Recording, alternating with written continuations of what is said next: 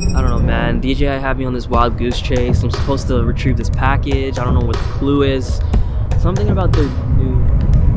Well, I think I found it. I'm gonna have to call you back.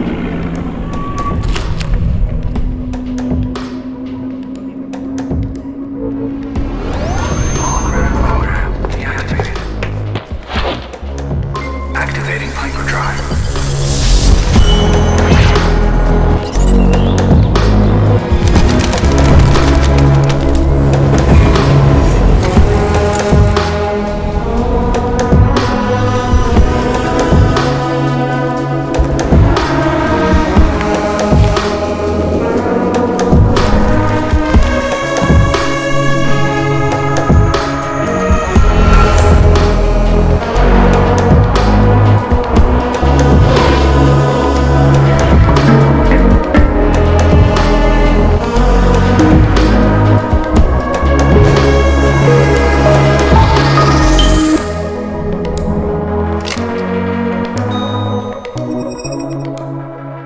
So I've had the Ronin SC for around 2 months now, and I've had the opportunity to take this through Tallinn, Estonia. You know, use it in the real world, actually helped me a lot with now being able to sit down and kind of share all the things that I love about this gimbal and some of the things that I hate. Part of Tallinn is called the Old City, and it is one of the most well-preserved medieval heritage sites in Europe. So that's why in the opening sequence, you actually saw those cobblestone streets and the beautiful architecture. First thing we'll touch on is the actual stability of this gimbal. How well does it do? This is some test footage shot straight from the camera. You can see a side-by-side comparison of non-stabilized and stabilized in After Effects. And here is a running shot that I got as well that didn't make the cut, but that I thought was such a beautiful shot on its own. Once you get your camera balanced on the Ronin SC pretty well, I gotta say I haven't really seen any real jitters or stutters in this gimbal's performance. The motors on this gimbal are super strong, and if I'm correct, they state that the maximum payload on the Ronin SC is 2 kg or around 4.4 pounds. I've also tried the 24mm Sony G Master lens on it, 16-35,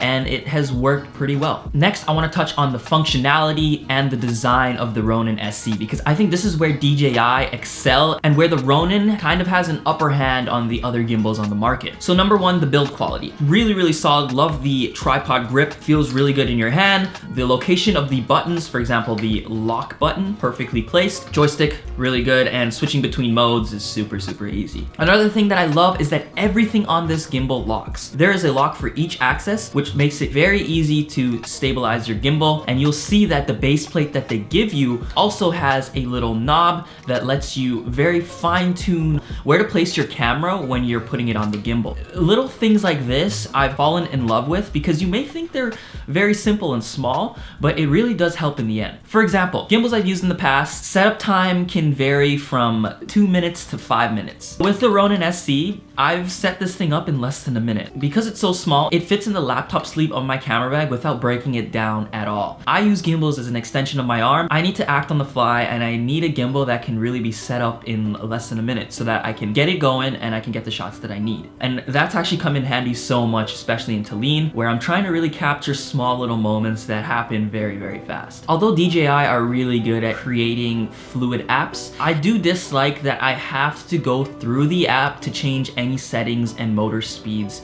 of the Ronin SC. It means that you have to have your phone on you at all times. It means that it does take a little longer to go in and tweak these settings. But regardless, I think that DJI do a good job at designing it. So one other minor thing, you gotta be very careful where you position your camera on the gimbal. Can limit your functionality of the gimbal, meaning the edge of your camera might touch the back. This is strictly because the gimbal is such a small form factor, but when you fiddle with the base plate a little bit, you can get it into this sweet spot where the functionality of the gimbal is not compromised. Another thing that I took notice of was actually the battery life of the gimbal. Used it for an entire week in Tallinn, and by the end of the trip, it was still at just under half charge. It's crazy because I didn't charge the gimbal at all throughout the trip, and so that surprised me, being able to kind of look at what it was at the end of the trip and realize that I still had juice on it. So although there are many different accessories and modes on the Ronin SC that I haven't really touched on, these things are really awesome, and you could probably find another review that touches on these things. At the end of the day, this is just a tool to help you tell your story.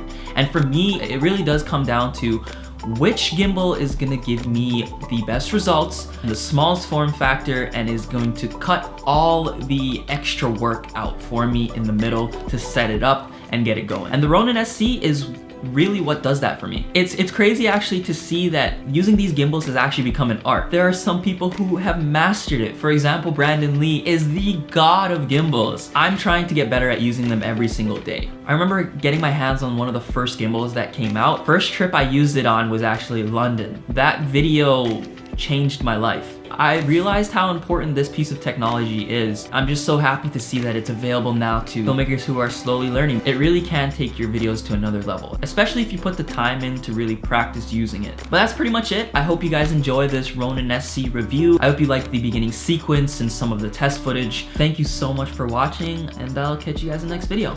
Peace.